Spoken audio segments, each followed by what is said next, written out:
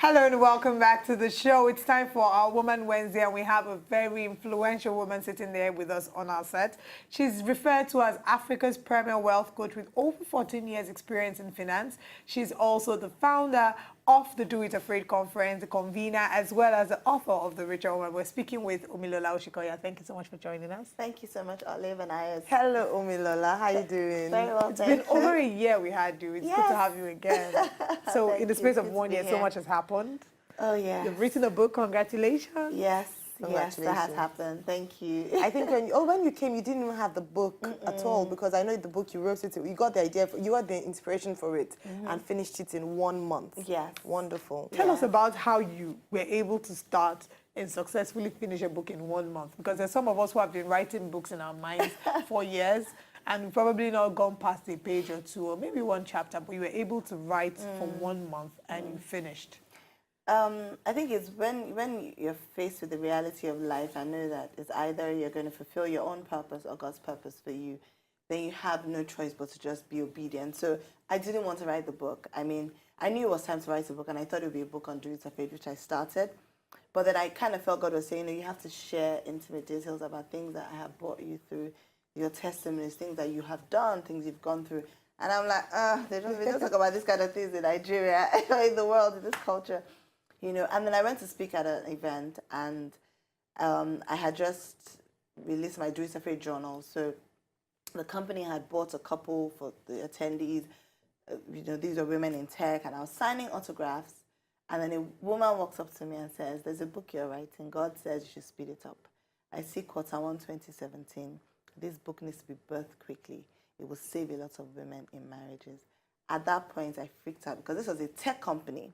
Very big tech company. This is not church. This is not international. It's an inspirational conference. How does she even know I was writing a book? Because I hadn't told anybody that, you know, I hadn't even started, but I had wanted to.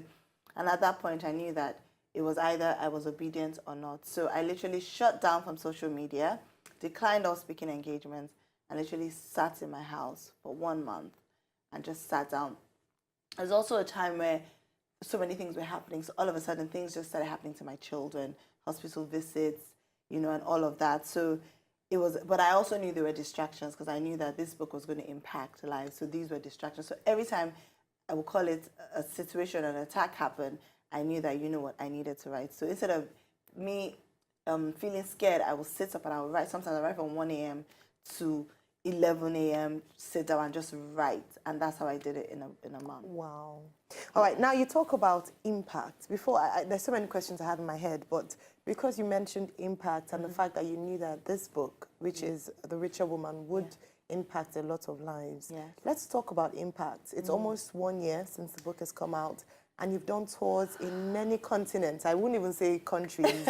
In many continents, you've seen a lot of women. You've seen feedback about the book. What would you say has been some of the biggest impacts of your book since you released it? I mean, just on my way here, I got a message from a lady saying that she came to Nigeria on holiday, and she went to a bookstore, and someone recommended the book, and she bought the book, and she's suffered from depression for about 2 years, and she's been on medication, but she had just stopped the medication, but she was still in it, still going through the same motions. And she said, "I'm on page 75. I haven't finished reading your book, but thank you. Thank you." Something has happened. There's been a lot of emotional healing. A lot of marriages have been mended. A lot of people have been set free. They don't feel condemned, feeling like, oh, because they've done certain things before in their past, they're not worthy, or they can't do anything.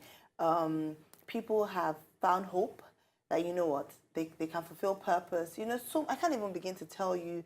I get feedback from all the way from Australia, Hong Kong. I mean, recently, just this week, someone was sharing how the father-in-law, the mother-in-law, the sister-in-law, everyone has read the book. And it's not like one person was, she just found out mother-in-law reading it, then her father-in-law. Do you understand? And I mean, another person sent me a picture. She went to the market, and she saw a market woman who said her daughter who lives out of Lagos sent it to her. You know, so it's been phenomenal. I just thank God that I was obedient. I thank God that I didn't give in to my fears, and I did what I needed to do. Yes, it's been amazing. Like, I've toured different countries. There have also, you know, it's been a process as well that people may not see. I've lost friends, you know. It's been an interesting journey. Why did you lose friends, if I may ask? It's not maybe friends, even extended family. There have been strained relationships because some people, not everyone understands the journey that you're on. Some, you know, some people will be like, okay, why did you have to say, you know, reveal all of this? For some, they may feel embarrassed, you know. But I don't know, different things. But I just realized that it's been a very interesting journey. I wouldn't change it for anything, though. My husband has found purpose in this as well. I've also strengthened core relationships. I've made new friends. I'm fulfilling purpose. I'm impacting lives. My children, I've had conversations with my children about this, and you know, it's brought us closer as well as a family unit. Brilliant. Yes, yes. Now, talking about your husband, I read something yesterday on your page, which was almost, I don't know if you posted it yesterday, a few days back, but it became almost like a debate because some people commented underneath. I think you spoke about the fact that you found your purpose as helping your husband finding his purpose, not exact words, but the sentiments the same with regards, and then people are like, how do you mean, as a woman, don't you think you should have your own purpose? What do you mean, don't leave your own, earn your own money? And there's been that big debate also about, you know, a popular preacher who said, woman, you must, you know, as a housewife, you must work, earn your own money, support your husband. What's your take on that? Let's clear the air, because people were arguing back and forth. Yeah, so what's so your for take me, on that? I've come from working in a successful career, 9 to 5, to not doing anything, then to working in church and working on my own. So I think I passed through the different stages. Yeah. So I feel like I have the authority and the experience to talk about the different stages, so I can relate with everyone. I've been on a journey, and I understand that, you know what? And I've also come across different women. Now, the one thing that for me is important for women is fulfill your own unique purpose. Now, a lot of these things that we say, women must do this, they mustn't do that. What is it driven by? Fear. So a woman should work because it's fear-driven, because what if something happens to her husband? Not because that's what she's called to do, and not because it's her purpose. So for me, it's about finding your own unique purpose. I have a cousin who tried to get a job. She just studied civil engineering, tried to get a job, it didn't work.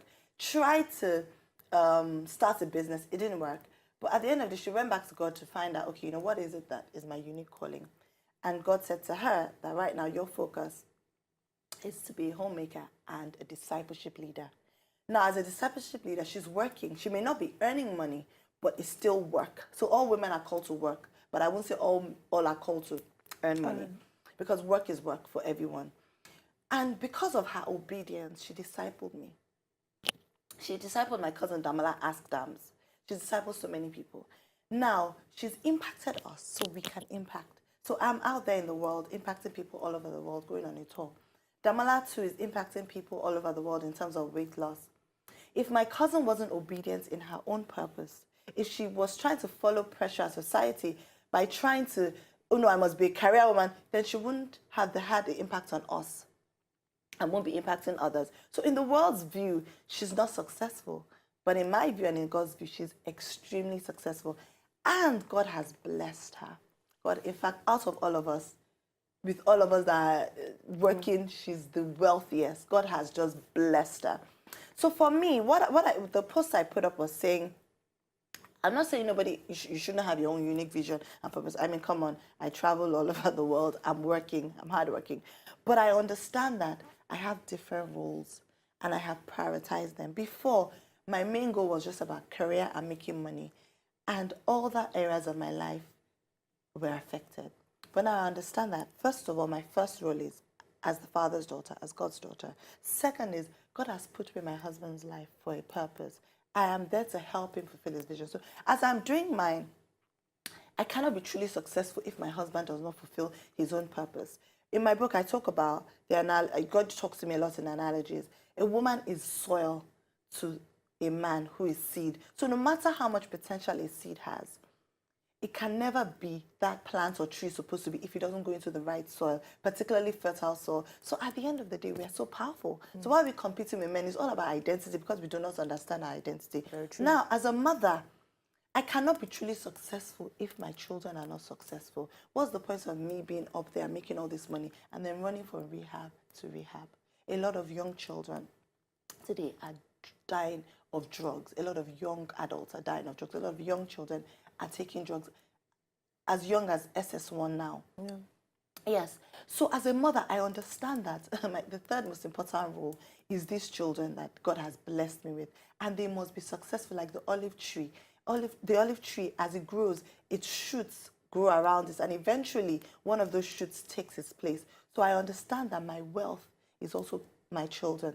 Then I understand that I have my own unique purpose, which is, and also including my career. So I do all of that as well. And it's all about time management. It's all about so sometimes, and my daughter did entrance exams recently for a very, very good school.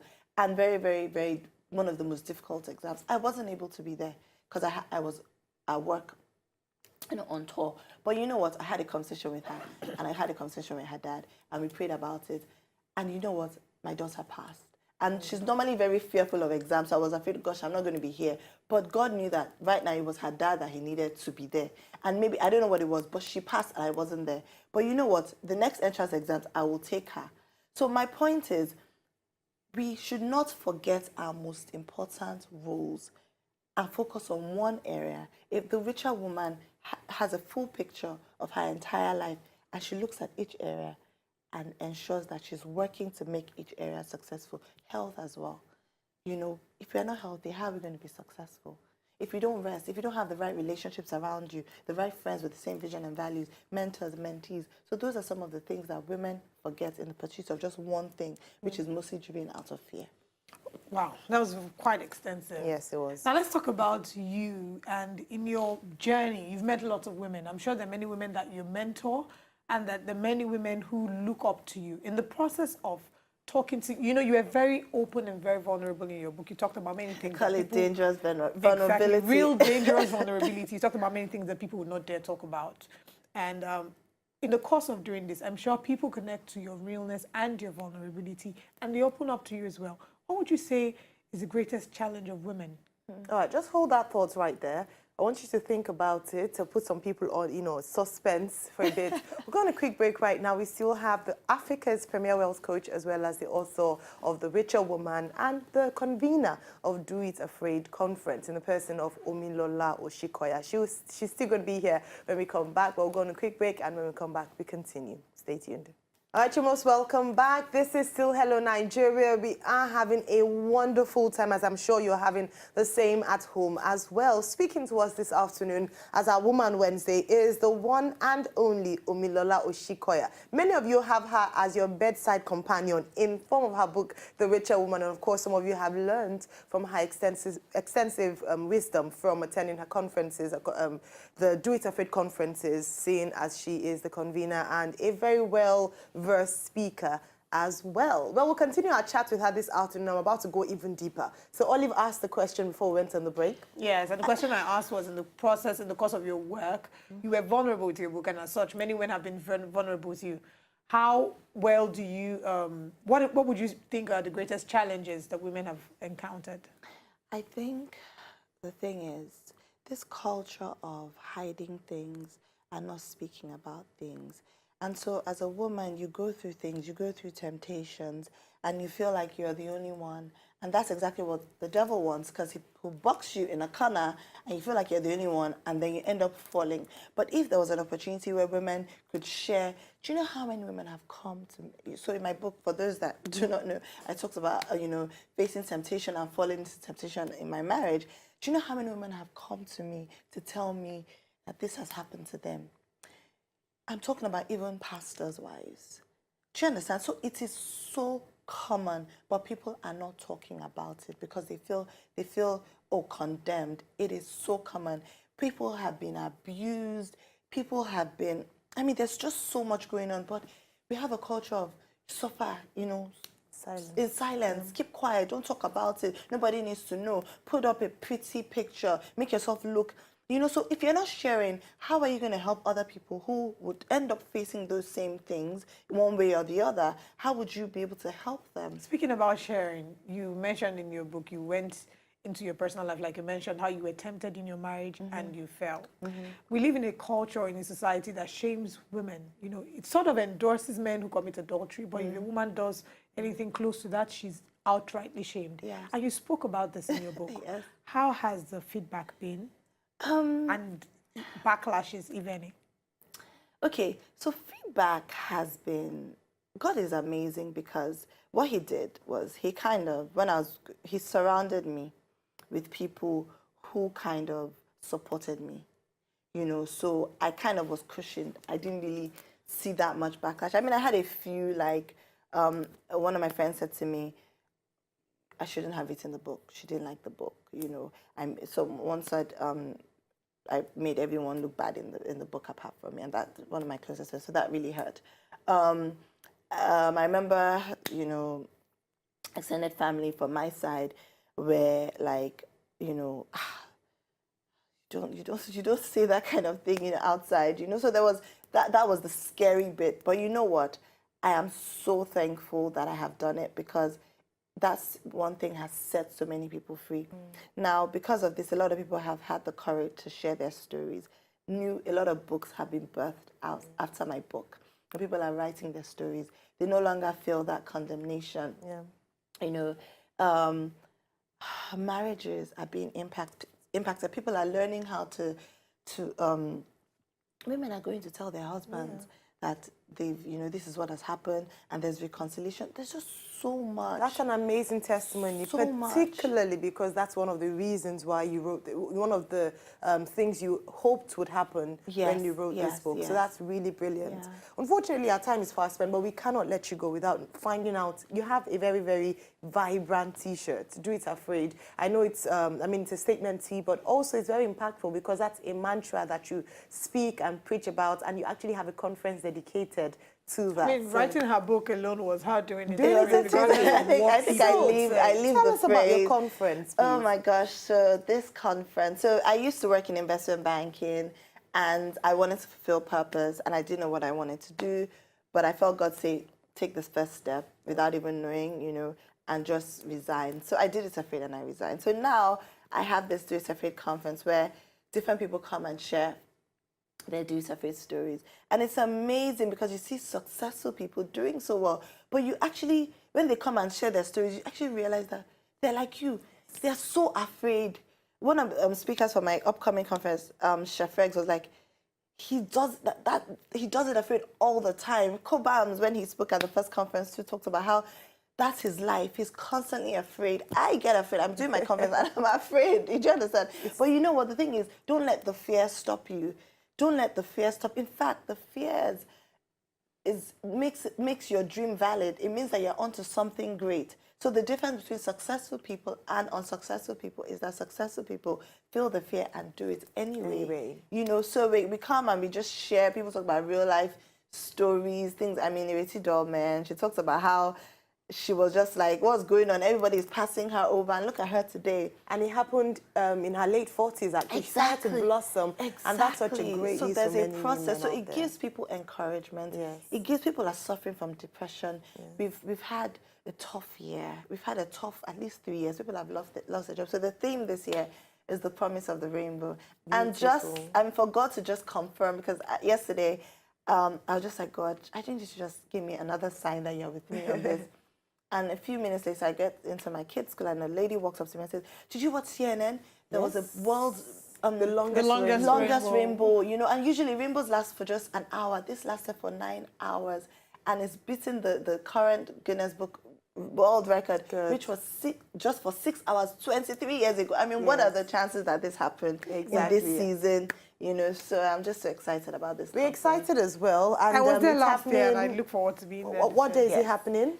17th of December. 17th. All right, ladies and gentlemen out there, it's for women and men, so don't think Yes. because it's Woman Wednesday, it's just for women. Women and men, if you'd like to find out more, Omilola's details have been scrolling on your TV screens with regards to her Instagram, Twitter pages. It's very simple, Omilola Shikoya. Yes. On all And they can social also media follow platforms. at The Richer Woman to Yes, find out how to about get the the book. book Yeah. and how to be a part of everything that Omilola is up to. Thank you so much. Thank you. Thank It's been you a for delight having having you on the me. show today. So many things to talk about, so little time. But that's what happens here on Hello Nigeria. But we like the fact that you still, stay with us despite the fact that we try to rush things a little bit more.